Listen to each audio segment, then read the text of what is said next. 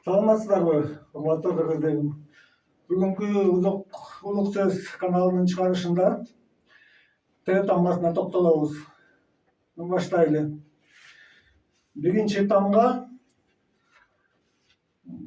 башында турган тамганы айтам. Бул токоч деген сөздү алалы.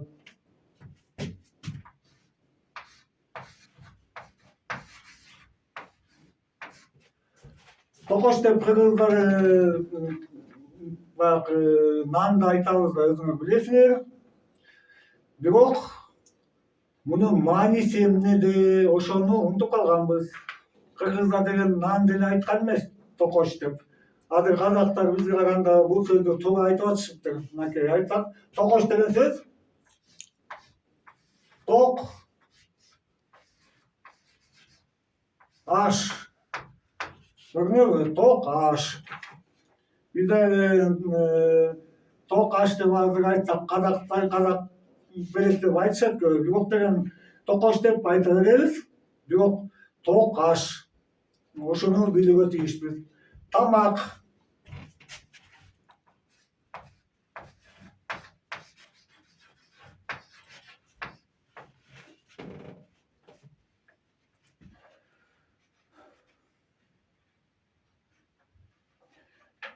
Тамак деген сөздө бул жерде дагы эки сөздөн турат, мынакей там, ак. Көрүнөбү? Бул жерде алсак ошон үчүн даамдуу,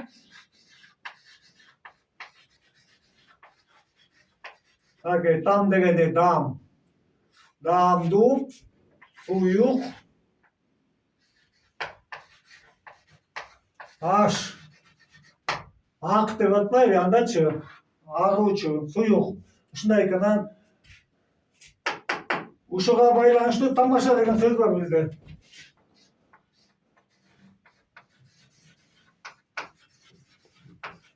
Тамаша десе бир нерселерди сүйлөп күлүп атпайбы адамдарчы, жок. Тамаша деп чыныгы мааниси.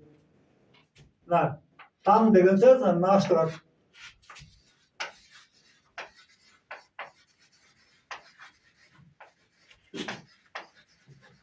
Даамдуу, аш деген сөз бул. Терезе.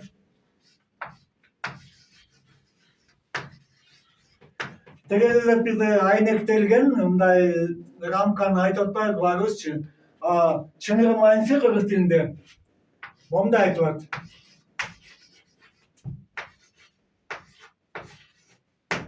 Теризе деп. Илгери деген териден, балыктын терисин алып туруп, чоң балыктардыкын тышын кырып, ичин кырып, ашаткандан кийин айнектей болгон тунук териге айланып калган бул булгарыга. Ошону терезелерге чоюшкан. Бунун жакшы жагы шамалдан сынбайт, таш тийсе сынбайт, көчкөндө ороп коюп көчүп кетишчү. Ошон үчүн терезе деген сөз азыр туура эмес.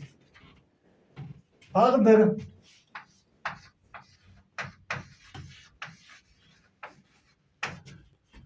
Тагдыр деген сөз өз мааниси тактар болуп айтылат.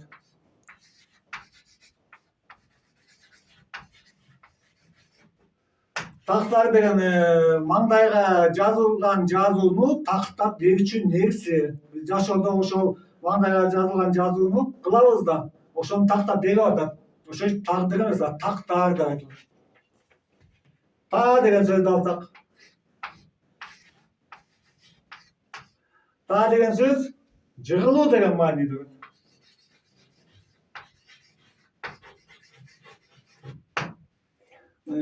Аялдар айтат да, билесиң, балдарга та дейсиң, абайла депчи. Та деп баягы жыгыла турганды айтат. Та деген сөздөн биз тапан, таман деген сөздөрдүн баарын чүкөнү өкчөгөндө кырынан туруп калса та, кырынан жыгылды. Тамыр деген сөздү алалы.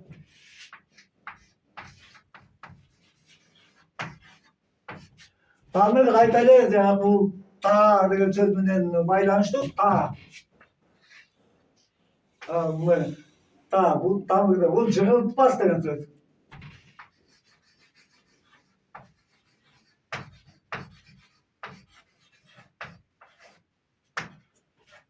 өсүмдүктө жыгылтпай турган нерсе. Ошондой маанилүү айтылган.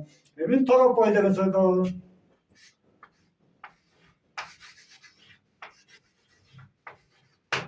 Торопой деген сөз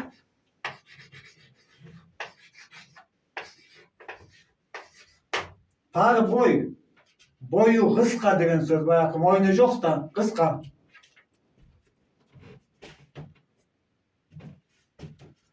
Торпок.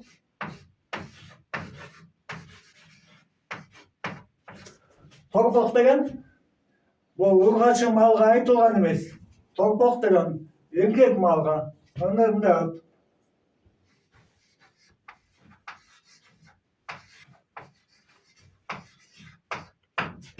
тар бука, кичинекей бука деген сөз. Туура деген сөздү алалы.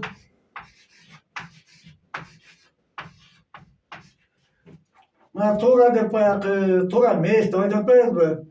Мына ушул жерде биз абдан чоң ката кетип атабыз. Себеби мугалимдер дали ушулардын баарын окууга тийиш болуп калат азыр жакында. Туура деген кайтала деген сөз. Бир нерсе кылып, мисалы мен могу эркине бирөө бул туура деп айтканга болбойт. Туура деп айтам десе, ал ушуну кайта туурап жазууга тийиш болуп калат. Көрдүңөрбү? Туура. Кайтала. Түрмө.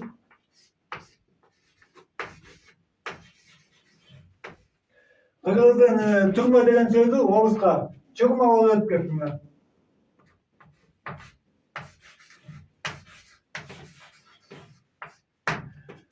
Биздин кыргыздын үй деген тамгасы орус тилине сөздөрдө ю тамгасын өткөн. Мен айтпадым мурдагы чыгарылыштарда. Орус тили кыргыз тилинен келип чыккан. Түшүндүрүп берем аны деле, кийин булар бүткөндөн кийин. Ошон үчүн азыртан түшүнүп алсаңар болот. Түрмө деген эмне? Бирөөнү камап коюп, кишендеп коюп, тышка чыгарбай камакка алууну айтабыз. Жок, бул деген түрмө деген өлтүрүү менен байланыштуу. Себеби мындай, түрмөгө деп илгери кишини элге аябай чыккынчылык кылган ушундай кишилерди кандай өлтүрүшүптүр? Кийизди жайышкан, кишини жаткызат дагы, анан түрөт муну кийизди. Аябай түрүптүр, анан күнгө таштап салышкан. Күндө кийиз аябай кайнап ысып чыгат. Ичиндеги киши тигилей күйүп кеткен. Анын үстүнө ичинде туюк болгондуктан аба жакшы келбей, киши аябай катуу кыйналган. Бул абдан катуу кыйноонун жолу болгон. Түрмө. Талма. Талма деген та алма. Та алма. Та деген сөздү айттым, баягы жыгылуу деген сөз. Талма деген та алма. Жыгыла берүү деген сөз. Таяк.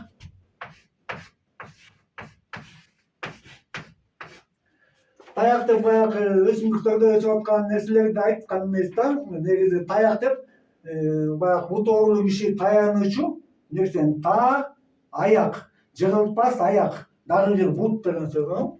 Та аяк.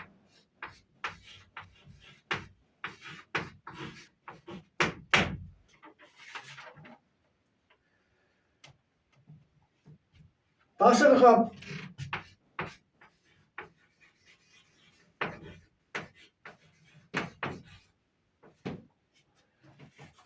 Ташыркап деген сөз бул жерде мынакей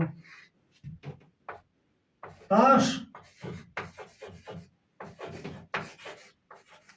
уруп, жылкыдын такасына келбей баягы жумшак жерине таш уруп кетет эмес. Ошондон ташыркап деген таш уруп кетти деген сөз. Төкөр.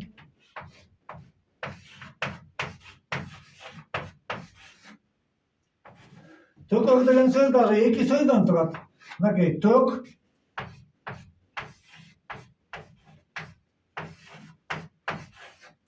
Муну мен мисал кылып түшүндүрүп берейин. Баягы мынакей тök деген ылдыйга кетүү деген, мисалы мен тök өйдө болдум.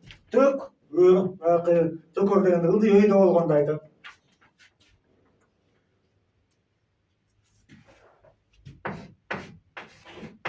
Tör. Tör deyip kırgızlar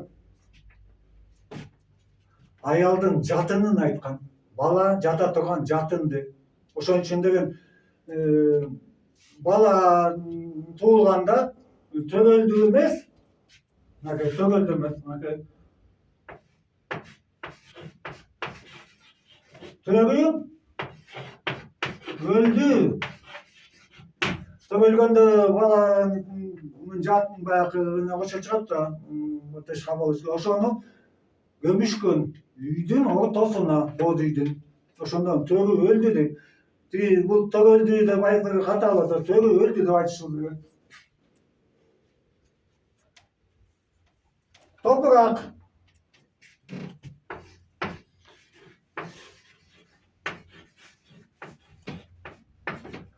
Toprak деп баягы тышта аткан чопо тыгыларды айтпайт. Силер бул жерде аябай түшүнүүгө тийишсиңер. Бул деген топ, урук деген айтат. Топ, урук. Мааниси кандай? Топ, урук деген. Бул деген илгери өтүп кеткен ата бабалардын сөөгүтөрү деген мааниде. Ошон үчүн деген топурак деген сөздү мисалга Түркияли кыргыздарды eski topraklar деп айтат. Биздин ата бабалар деп айтат. Мына телевизор көрүп атат, көрүп атасыңар азыр. Ушул жерден кыргыздар биз түрк тилдүү эл деп айтпагыла. Тескерисинче түрк кыргыз тилдүү деп айтууга тийиштилер. Анткени алар өздөрү айтып атат. Eski topraklar деп бизди. Анан канча түрктөр менен кезиктик, баары эле силер ата бабамсыңар деп айтат. Мына ошондой топурак деген ата баба деген сөз. Tapan.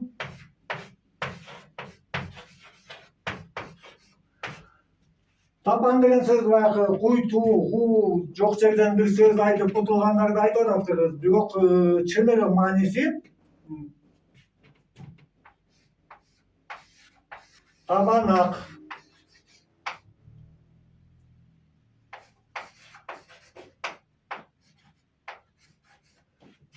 Чечен.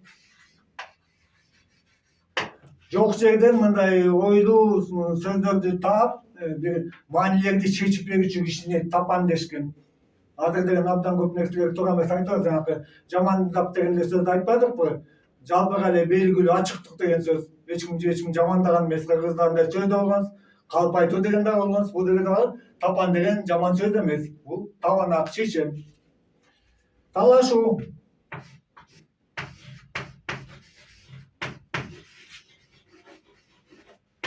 Талашуу десе бир нерсени меники сеники деп талашканда эмес. Талашуу деген мен жана айтпадымбы? Та деген сөздүн экенин.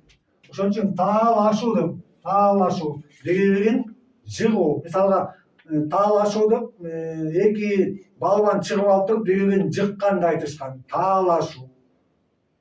Бир нерсени мындай меники сеники деп талашпайт. Торколуу.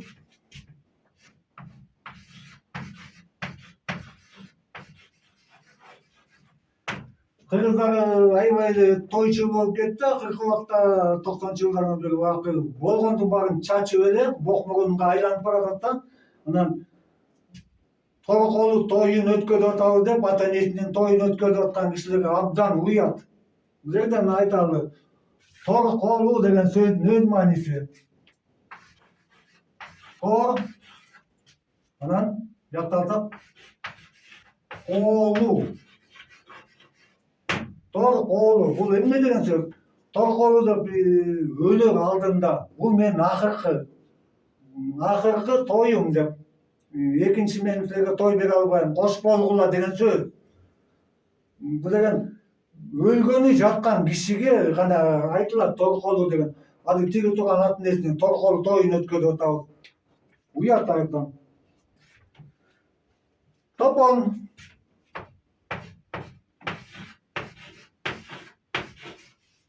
Топон суу каптады деп айтат эмеспизби? Топон деп мынакей топ 10 деп. 10 есе көп топтолгон Suu.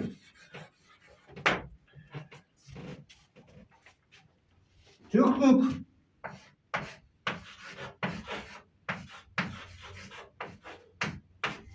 Tüklük deseler bayağı bir kolda uçur dep düşünesiniz. Tüklük var bu kişinin. Ушундай дале мынакей сөзү кайда кеткенин түшүнүп атам. Тюркук деген сөз аркан түркүч. Мына мындай айтылган кыргызчында.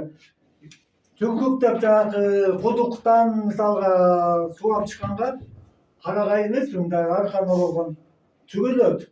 Түгүп баягы орто алып чыгат. Türkük деген Türk emez. Türktü деген söz daha Türktü emez yaka.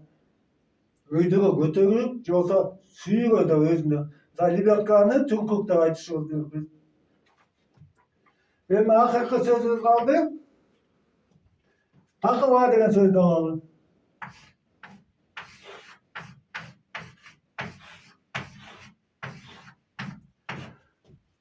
Takva деп аябай так жүргөн кишилерди айтабыз биз деген. Ооба туура. Бирок деген дайырмайсыздар бул сөздүн негизги. Бул деген сөзгө такама.